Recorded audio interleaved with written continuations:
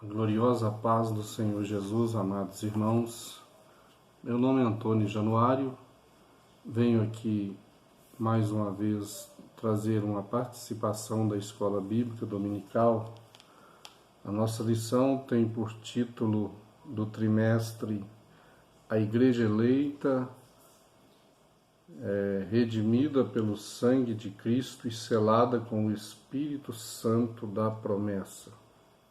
Vemos aí a nossa lição da CPAD, que tem também o título Edificados sobre o fundamento dos apóstolos e dos profetas. Esta é a lição de número 8, que será ministrada no dia 24 de maio de 2020. O texto áureo diz: edificados sobre o fundamento dos apóstolos e dos profetas, de que Jesus Cristo é a principal pedra da esquina. Efésios, no capítulo 2, verso 20. Na verdade prática, Jesus Cristo é a pedra basilar da igreja, que está edificada por meio dos ensinamentos dos apóstolos e do testemunho dos profetas. Texto bíblico em classe, Efésios capítulo 2, verso 20 a 22 e Mateus 7, 24 a 27. Efésios 2, o primeiro versículo, que é o versículo 20, diz: edificados sobre o fundamento dos apóstolos e dos profetas, de que Jesus Cristo é a principal pedra da esquina, no qual todo edifício bem ajustado cresce para templo santo no Senhor, no qual também vós juntamente sois edificados para a morada de Deus no Espírito. Mateus capítulo 7. Todo aquele, pois, que escuta estas minhas palavras e as pratica, assemelhá-los-ei ao homem prudente que edificou a sua casa sobre a rocha.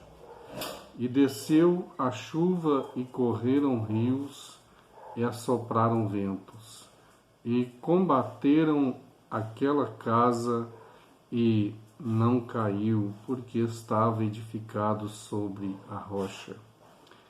E aquele que ouve as minhas palavras e as não pratica, e as não cumpre, compará-lo-ei ao homem insensato que edificou a sua casa sobre a areia. E desceu a chuva, e correram rios, e assopraram ventos, e combateram aquela casa, e caiu, e foi grande a sua queda.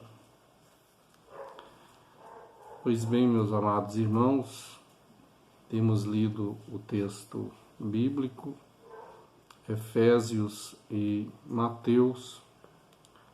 Agora temos aqui a nossa introdução, que diz: por meio da reconciliação efetivada na cruz, Cristo formou a igreja. Efésios 2, 13 e 19.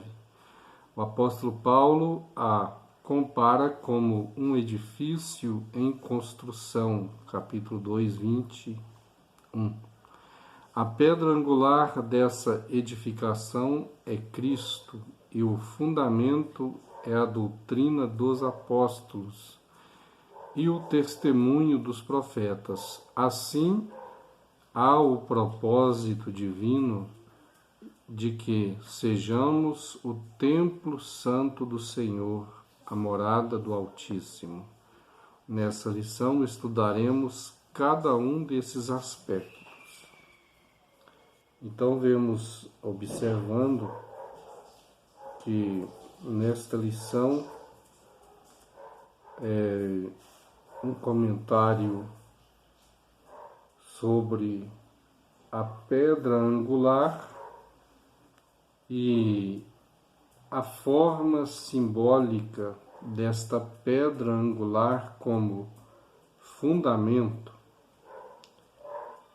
e também vamos analisar que a doutrina dos apóstolos estavam e foram basicamente uma continuação do ministério de Cristo e que não fugiu dos princípios ensinados por Jesus. Então, por isto, a razão de que os apóstolos, ao afirmarem que Jesus Cristo, na forma de Filho de Deus, seu sacrifício, ministério, sua ressurreição, deram bases aos ensinamentos apostólicos de que aquela aliança antiga teve um fim. Os cerimoniais da lei, daquele templo, aquele templo para o qual um dia Jesus apontou e disse para os que estavam aos seus arredores: derribai este templo e em 3 dias o restaurarei. Foi-lhe dito que em muitos anos foram gastos para que aquele templo fosse construído, e agora ele dizendo que estaria restaurando aquele templo em 3 dias, se ele fosse derrubado, mas ele falava do seu próprio corpo, que na verdade a sua vida seria tirada, mas em 3 dias ele haveria de ressuscitar. Jesus compara a sua vida que alguns profetas como Jonas ministrou na terra, tendo seu ministério como uma analogia do que seria realizado na vida de Jesus. Então nós observamos que a doutrina apostólica teve uma completa base de princípios em tudo o que Jesus ensinou e viveu, porque ele cumpriu em si toda a lei. E tendo cumprido todas as coisas, consumando na cruz do Calvário toda a oblação de sacrifícios, agora por meio de seus servos, os profetas do Novo Testamento, unido aos apóstolos, é dado, então, uma revelação do futuro e, através das cartas apostólicas, como também encerramentos, como é nos dado o livro de Apocalipse, então temos uma doutrina completa. E conforme Paulo ensina em suas palavras, não pode haver quem coloque um outro fundamento. Mas em cima deste fundamento está uma palavra de Paulo no capítulo 3, 1 Coríntios capítulo 3, no versículo 10, a parte final do versículo diz que porque ninguém pode pôr outro fundamento além do que já está posto. Quando Paulo fala do seu próprio trabalho, ele diz: segundo a graça de Deus que me foi dada, pus eu como sábio arquiteto o fundamento, e outro edifica sobre ele. Mas veja, cada um como edifica sobre ele. Que tipo de obras? Nós aprendemos que Paulo continua dizendo no capítulo 3 de Coríntios, de 1 Coríntios, sobre obras que serão provadas no fogo. Ele fala sobre a obra ouro, a obra prata, a obra pedras preciosas, obra madeira, obra feno e obra palha. E quando conferimos esses requisitos, aqui são 6 o número de obras. São 6. E quando olhamos para aquele comportamento de ensino do próprio Cristo, quando ele falou da chamada dos benditos do Pai, em Mateus 25, versículo 35 ao 36, ele fala para os que estão à direita: vinde, benditos de meu Pai, possuir por herança o reino que vos está preparado desde a fundação do mundo. Porque tive nu e vestiste-me, estive doente e fui visitado, prisioneiro e foste-me ver, estive com fome e me deram de comer, tive sede e me deram de beber, estrangeiro e me hospedaram. São também 6 aqui o trabalho realizado pelos que estavam à direita do Mestre. Os benditos realizaram estas obras.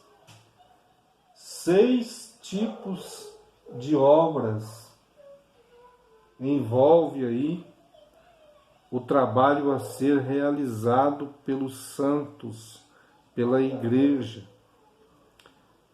A igreja primitiva trabalhou em cima deste foco. E vemos que no ensinamento de Paulo são 6 as obras a serem apresentadas. E nós entendemos que mediante o tribunal de Cristo, quando for chamado os benditos do Pai, então estas obras terão que aparecer. Então é observado que dentro e no meio desta edificação espiritual, conforme recomenda o apóstolo Paulo, mas veja cada um como edifica sobre ele. Aqui a edificação não se trata de cuidado para apresentar um bom sermão ou para ter uma vida notória de prosperidade. Não. Aqui se trata de cuidado de um para com o outro. O sentimento cristão, o verdadeiro amor, deve ser a pauta destas obras, né? Então nós vemos que o Espírito de Deus, da mesma forma que trabalhava na vida de Cristo, apresentando os fatos que fariam bases, que seriam bases. É bom lembrar que aprendemos pelo apóstolo Paulo que a salvação não vem das obras, para que ninguém se glorie nas obras. A salvação é um dom de Deus. Mas existe uma forma de viver e que não há como dizer que se serve a Deus não tendo cuidado e zelo com estes itens apresentados. Porque no meio do povo de Deus, em meio à humanidade, as pessoas estão sofrendo, sempre haverá os órfãos, mas a casa de Deus é lugar de refúgio. Então, por isso, apresenta tanto do lado apostólico a colocação das formas de obras, como também do lado de Cristo, a apresentação da forma em que a Igreja trabalhou, aquela Igreja que haverá de se chegar ao tribunal de Cristo para apresentar as suas obras. Está escrito que ninguém apareça diante de mim com mãos vazias. E nós observamos que foi realmente dentro deste ponto de vista que Cristo, ao chamar Pedro e apresentar para Pedro que ele, Jesus, era a pedra, ele apresenta para Pedro que sobre esta pedra edificarei a minha igreja e as portas do inferno não prevalecerão contra ela. E naqueles momentos, Pedro foi encarregado de pastorear os cordeirinhos de Cristo. Pastorear no sentido espiritual, mas abrangente, porque a vida de um pastor, como a necessidade de suas ovelhas, deve ter uma real integração. Então, por isto, aqui nós vemos que a casa de Deus tem uma base, e nesta base é-nos apresentado os ensinamentos apostólicos, a doutrina, os ensinamentos, os cuidados para que a heresia não entre no interior da igreja. E dentro destes conceitos, nós observamos que a Igreja de Cristo, ela permaneceu no primeiro século, no segundo século, no terceiro século, enfrentando as perseguições, mas a igreja não parou, por quê? Porque o fundamento era a certeza de que aquela obra continuaria de pé, mesmo que as tempestades Jesus falou da casa daquele homem que construiu sobre a rocha. Veio ventos, veio tempestade, enchentes, abateram contra aquela casa, mas ela estava edificada sobre a rocha. E quando fala de ventos e tempestades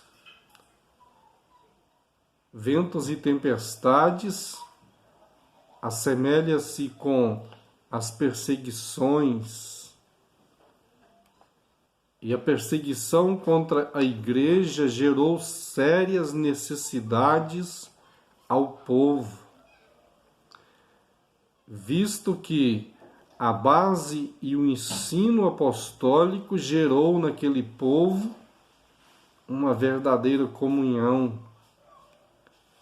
Então, dentro destes princípios aprendidos pelos apóstolos, ensinados pelos apóstolos, a igreja teve força para resistir tempos difíceis como foi a perseguição. Porque estava edificada sobre a rocha.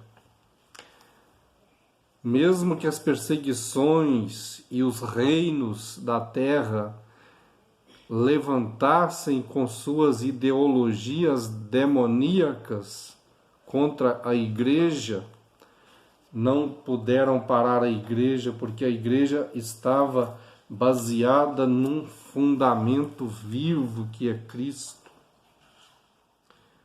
Confiar em quem se não confiar em Cristo? Os deuses da terra, as idolatrias, o paganismo, não pode dar nenhuma esperança, mas Cristo, além de oferecer a sua vida, suas palavras proféticas, tem regido o mundo.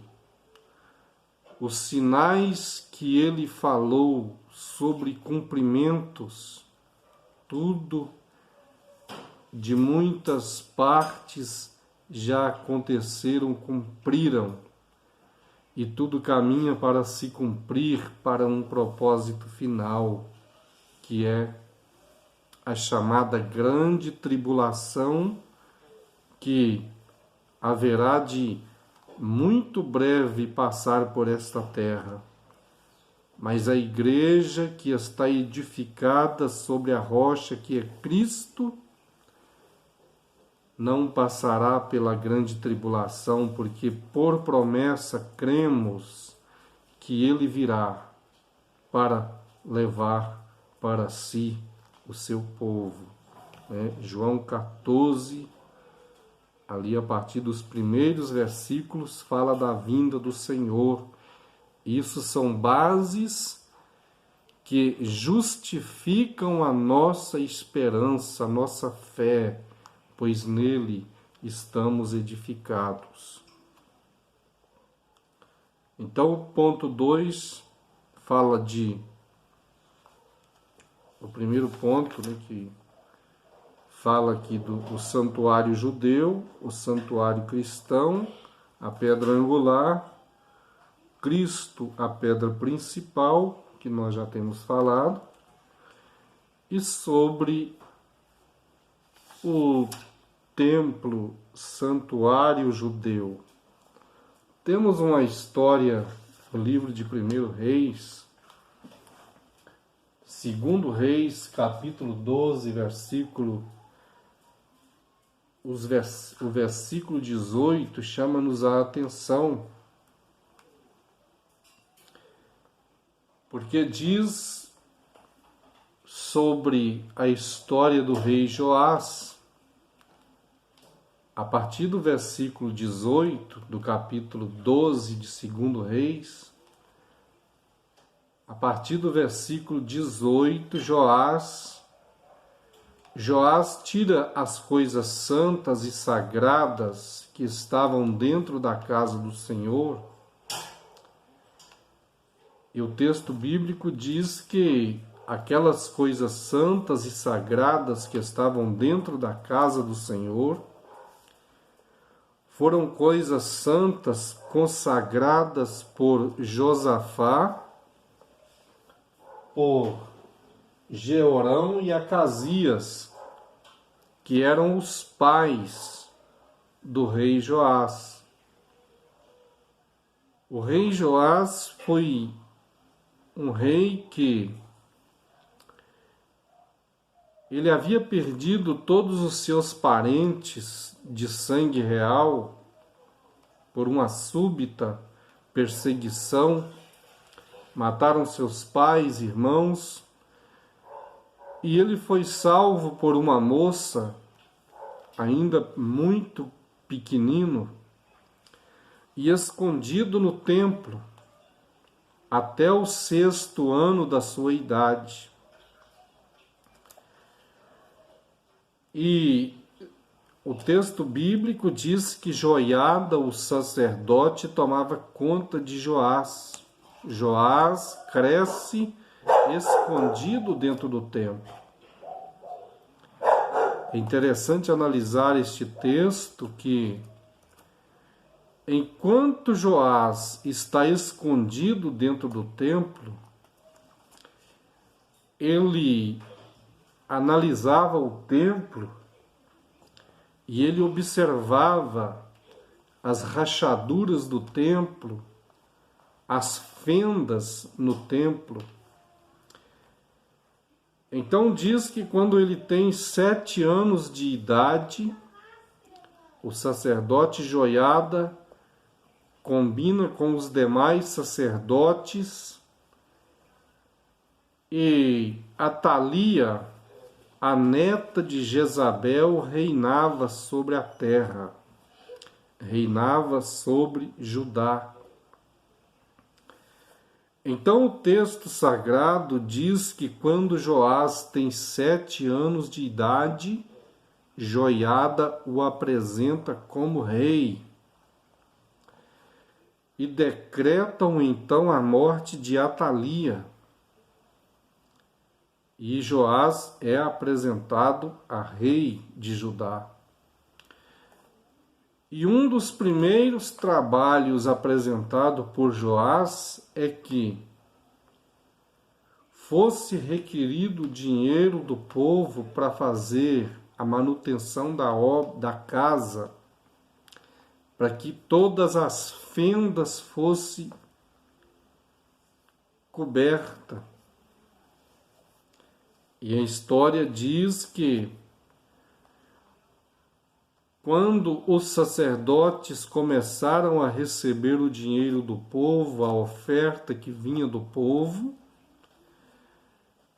e até o 27º ano de Joás, as fendas não foram tapadas. Eles recebiam o dinheiro, mas não tapavam as brechas, as fendas. Quando Joás faz uma segunda revisão para ver como estava andando a obra, se as fendas estavam sendo tapadas, ele percebe que não havia começado ainda aquele trabalho. E ele passa uma segunda ordem dizendo que não pedissem também mais dinheiro para o povo.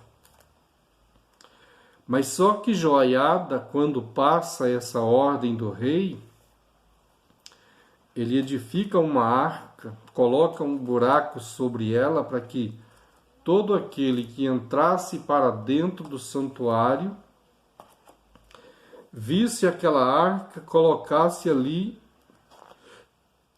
espontaneamente a sua oferta, para que pudessem então fazer a obra de fechar as fendas da casa do Senhor. Então diz que quando começaram este trabalho, o dinheiro foi repassado aos caboqueiros, aos pedreiros, e começou então a fazer a tapagem das fendas. Mas é interessante que quando observamos este trabalho do templo no período de Joás, surge um grande problema. Hazael, rei da Síria, se levanta para guerrear contra Judá. E então, para se defender e fazer aplacar a ira de Hazael, o rei Joás, ele toma as coisas santas no versículo 18.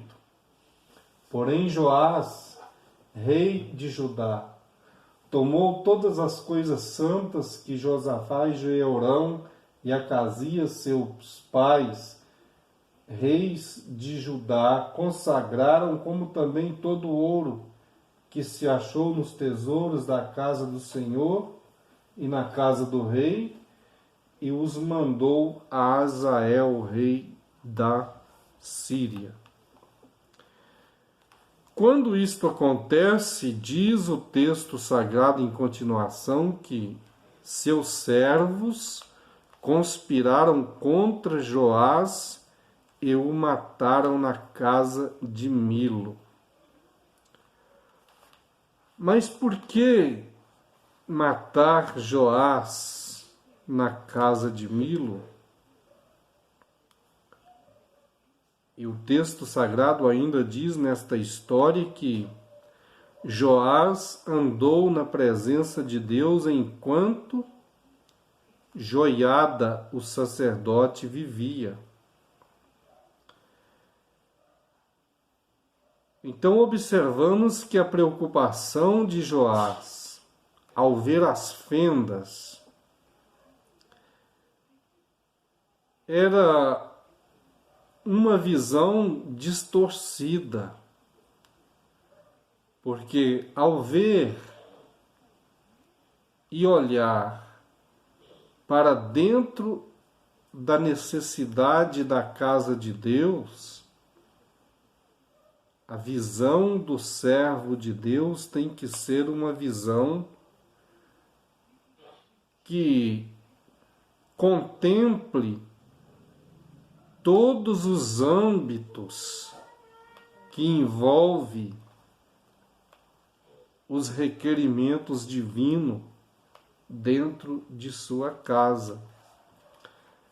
Nós observamos que o texto do versículo 18 fala de Josafá, fala de Acasias e fala também de Jeorão.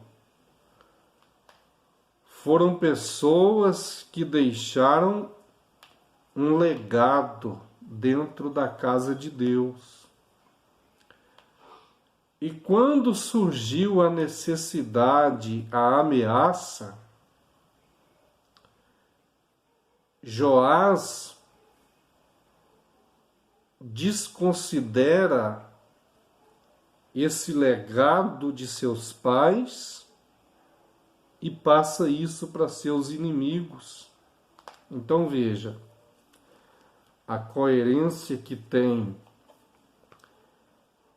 a visão distorcida de Joás, que o leva à morte. E quando nós trazemos isto para dentro deste comentário da lição, nós percebemos um peso de responsabilidade espiritual muito grande. Quando Paulo fala que cada um veja como edifica sobre este fundamento. Então se trata de uma edificação espiritual. Somos templos do Espírito Santo. a responsabilidade é de cada um sobre este fundamento.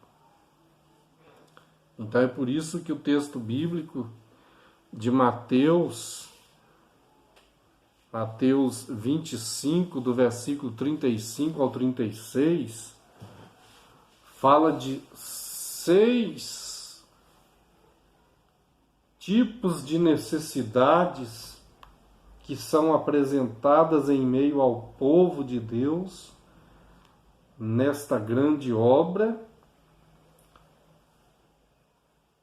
Quando se diz de edificação espiritual, a palavra de Deus diz que a salvação não vem das obras, mas a prática das boas obras revelam a conduta espiritual de cada servo de Deus. Então Jesus, quando estava ensinando, ele disse que naquele dia dirá o rei: vinde, benditos de meu Pai, possuir por herança o reino que vos está preparado desde a fundação do mundo. Porque eu tive nu, me vestiram, tive doente, me visitaram, prisioneiro foste me ver, tive fome e me deram de comer, tive sede e me deram de beber, estrangeiro me hospedaram. Então, são 6 aqui, a compostura do trabalho apresentado por aqueles que serão chamados benditos de meu Pai. Também são 6 as obras que Paulo, na sua visão espiritual, ele viu obras como ouro, como prata, como pedras preciosas, madeira, feno, palha. Madeira, feno e palha são obras que também serão apresentadas. São obras que também passarão pelo fogo. Assim como o ouro, a prata e as pedras passarão pelo fogo, as obras como madeira, feno e palha também passarão pelo fogo. Isto se trata de dificuldades, obras que foram realizadas, obras que foram praticadas, mesmo que mediante os olhos humanos não tivesse nenhum parecer, madeira, feno e palha. Mediante os olhos humanos não há nenhuma consideração, mas Deus vai provar estas obras e estas obras passarão pelo fogo. E a obra daquele que se queimar, o tal sofrerá vergonhas e detrimentos eternos, mas o tal será salvo. São questionamentos que aparecerão mediante o tribunal de Cristo. Aqui, aquele que tratou com indiferença, aquele que menosprezou, mas dentro de um princípio onde ele pensasse que não tinha nenhum problema, porque isto faz parte da obra, mas isto será colocado em balanças mediante o tribunal de Cristo, né? Então são 3 tipos de obras preciosíssimas ali: ouro, prata e pedras preciosas, madeira, feno e palha, obras sem nenhum parecer, mas mediante o tribunal de Cristo, estas coisas poderão ter um grande valor diante do Deus Todo-Poderoso. Aquilo que para nós pode não ter nenhum valor, os humanos, coisas tão pequenas como aquilo que Jesus falou sobre a oferta daquela viuvinha, da viúva. Ela julgou a única moeda que tinha, mas a sua oferta foi a maior do que todos os que ofertaram ali. Então os olhos divinos estarão atentos naquele dia, no julgamento destas obras. Nós percebemos ainda aqui no ponto 2, o fundamento apóstolos e profetas. O primeiro item diz o conceito de apóstolos. Enviado ou mensageiro. O apostolado é centrado na natureza da missão de Cristo, que foi enviado para ser o Salvador do mundo. Nos evangelhos Marcos e Mateus e Lucas, usam o termo quando se referem aos 12 escolhidos por Jesus. Eles foram testemunhas oculares do ministério, morte e ressurreição de nosso Senhor. Assim, Paulo também foi chamado pelo próprio Senhor para ser apóstolo. Aos apóstolos foi confiado o ministério da palavra com o compromisso de instruírem a igreja. Neste aspecto, os apóstolos são aqueles que foram comissionados por Cristo para a igreja primitiva, e a mensagem de Cristo, o fundamento. Então, existe um fundamento analisado pelos apóstolos, que é Cristo. Este fundamento é Cristo.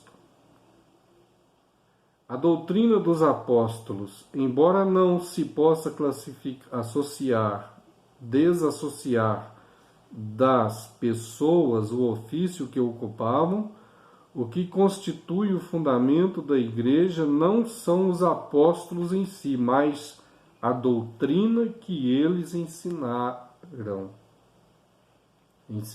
ou seja, as Escrituras. Os apóstolos receberam a doutrina diretamente de Cristo. Assim como não se pode mexer na parede angular depois de colocado o alicerce, igualmente o fundamento da igreja não pode ser violado. Acerca disso, o Senhor Jesus asseverou: as minhas palavras não hão de passar. Então não pode ser violado. Foi o que aconteceu com o rei Joás. Ele sofreu uma conspiração, mas por quê? Porque ele violou